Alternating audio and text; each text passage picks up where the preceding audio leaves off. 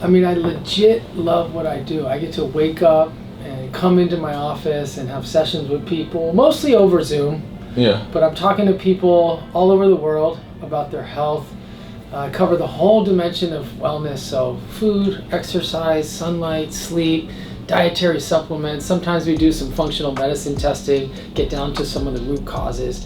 But most people just need a safe place to talk about their health, to someone who truly gets it, you know? It's one thing to talk about your health to a doctor who doesn't seem to really understand the complications, but when someone truly gets the eating stuff, people feel safe. And when people feel safe, the healing starts, right?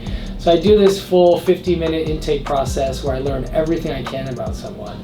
We're talking about health and medical history, food preferences. I really get to understand where some of their issues may have started. A lot of people have food-related issues that started early in childhood, right? A lot of family system issues. Sometimes moms or dads put them on a diet when they're young. Sometimes they decided they needed to go on some sort of a diet when they were 15. I always look at someone's dieting history.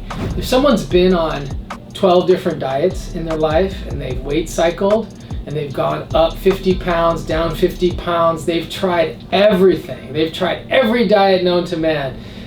What evidence do we have that some new diet is going to be the next jam for them, right? So it's really clear that we need to talk about nutrition in a new way. We need to talk about healing with food.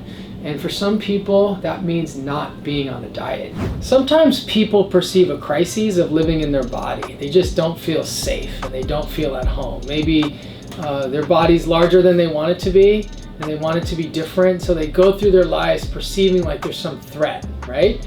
And so maybe they've learned they need to eat less, exercise, change themselves, change. And part of recovery involves the intersection between change and acceptance, right? So sometimes when people are able to say, you know what, I am who I am. I don't need to change. I am safe. I live in the body that I live in. And then they can start eating in accordance with that. The healing begins, right? Sometimes I'll set someone up with a meditation in the morning and say, just sit for a few minutes and ask, right, to feel safe in the body that you live in today. To feel like there are no crises that need to be managed. There's no active threats. There's no moment when the other shoe is going to drop. We're safe and we're protected. And pretty soon the nervous system starts to calm down. As people start to feel like they can engage in their life and go to work and not feel like they need to do anything extreme in order to get by. I've been given a purpose to help people with nutrition and with their wellness. It's funny, when people come to see me, they often think I'm going to prescribe them their diet and give them the solution, but I want people to find the solution with me. So we co-create recovery. I like to call it recovery. Some people don't love that term because it sort of feels like an addiction recovery thing, right?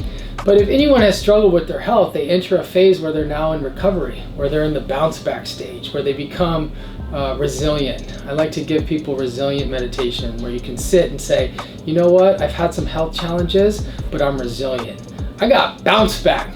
Today I'm gonna bounce back. Really feel the energy of resilience embodying into your daily life. And I get excited about getting people to feel resilient and to be in recovery. And so sometimes people need a lot of nutrition advice. They need meal plans, they need recipes, and then other times people just need to talk to someone who gets it, man.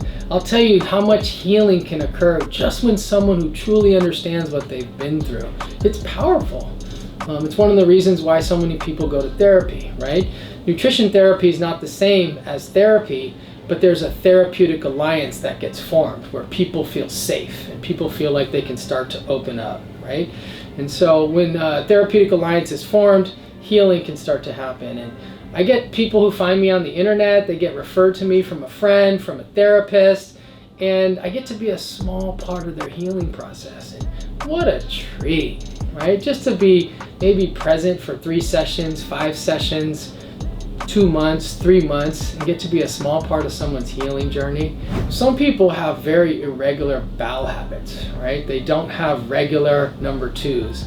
And no one wants to talk about that. I always ask about bowel movements when people come in, and some people chuckle and say, I don't know. But truthfully, having a regular bowel movement that's well formed, at the same time, roughly every day, is a huge marker for health.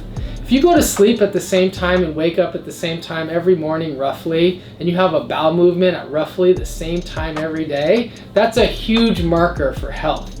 That tells me something about you right off the bat. I already know that your body's working in a rhythm. And sometimes I have to remind people that I'm here as a treatment provider.